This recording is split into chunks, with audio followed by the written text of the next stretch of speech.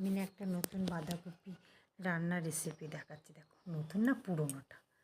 তো বাঁধাকপি তো অনেক রকমভাবেই খেয়েছো তোমরা।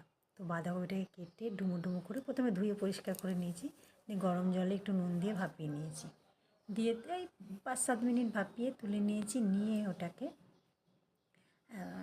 একটা ব্যাটার করেছিলাম বেসন 2 চামচ, চালের গুঁড়ো, একটু লঙ্কার গুঁড়ো, হলুদ গুঁড়ো, একটু সমস্ত দিয়ে একটু ব্যাটার করে নিয়েছি।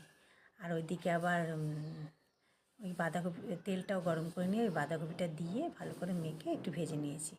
দিয়ে এবারে আলু দিয়ে আলুও কেটে নিয়েছি। এবার আদা কাঁচা লঙ্কার একটা পেস্ট করে নিয়েছি, একটু জিরে ধনে দিয়ে গোটা গরম মশলা তেজপাতা ফোড়নে দিয়ে এবার আমি আলুটাকে ওই মশলাটাকে দিয়ে কষে নিয়েছি। নিয়ে এবার একটু বেশি করে জল দিতে হবে, কেন ওই ব্যাটারটা যেটা করেছি আমি বাঁধাকপি যে ভেজেছি ওটাতে তো একটু জল বেশি টানে, তাই একটু ঝোলটা একটু বেশি করেই দিতে হবে। দিয়ে ফুটিয়ে এবার একটু লাস্টে গরম মশলা দিয়ে